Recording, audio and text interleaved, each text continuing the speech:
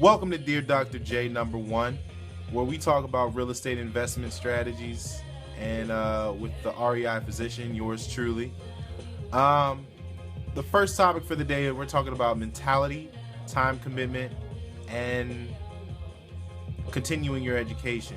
All these are very important when you begin your journey as a real estate investor.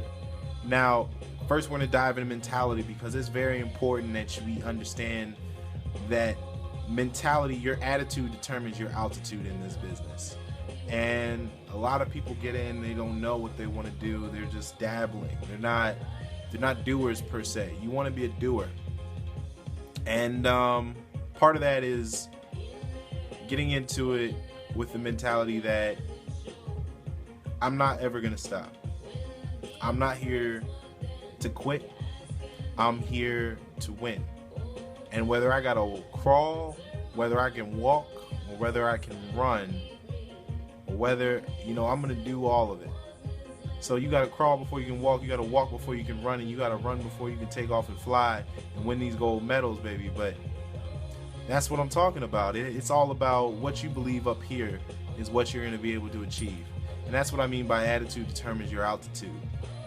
Now, it's important to feed your mind and feed your mentality with some sort of motivational message every day, because every day is going to be a little bit tougher than the last. It gets easier, but you got to let that fire in your heart grow. Let that fire in your heart drive you forward. So intake some motivational messages. I know you got to be careful. You don't want to intake motivational porn all the time, like tons of motivation where it's not even worth it anymore.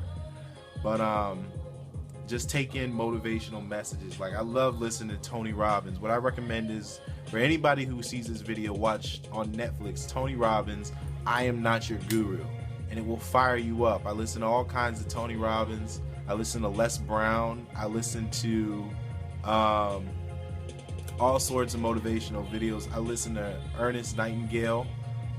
I can put a link below about all the people that are good links for you guys to go ahead and check out. It's important to feed your mind. I even love looking on Forbes. I look on Forbes and I see they always have a quote of the day. It's always something inspirational for me.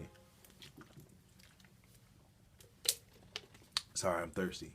Takes me, that's one nice thing about Forbes. They got that little quote, and it's always like, oh, little quote. Great. Next thing that we're going to talk about is time commitment. Time commitment is very key. That every single day that you have action points, you must have a to-do list of things that you want to get through. I know to-do lists can be kind of, oh, those aren't that great, but definitely have goals and objectives that you want to hit through. So be like, oh, in 21 days, I want to have my first deal under contract. In 21 days, in 30 days, next month, I want to close my first deal. Have something in the pipeline, hire my realtor. But have action steps in place that help you to move forward. Doesn't matter how slow you go, just as long as you get there. Remember what I said.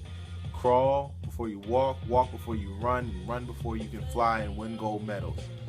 Run before you win gold medals, and before you fly, baby.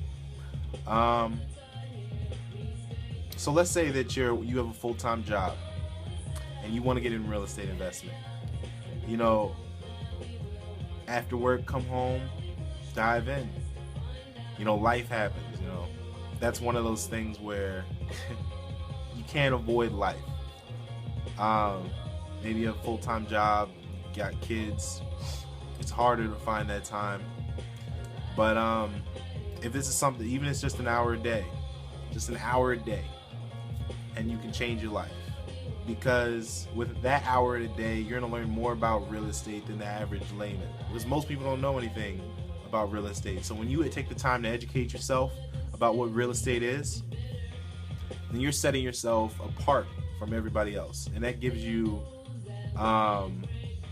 it gives you a strategic advantage almost, just by involving yourself in that world. You're going to know more than the average person.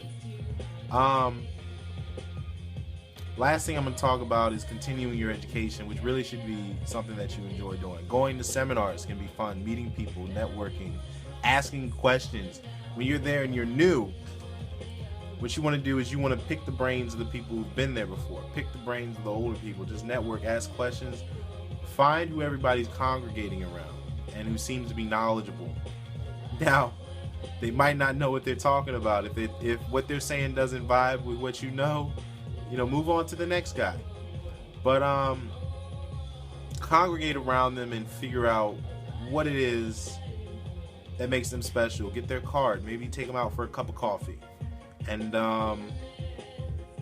take it from there.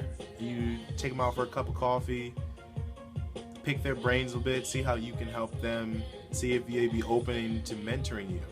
I don't believe in a free lunch or anything. That's why we take them out for coffee. Take them to some place and just, can I buy you a cup of coffee? That's a great way to meet a mentor. It's just, small steps. Take it one step at a time. Can I buy you a cup of coffee?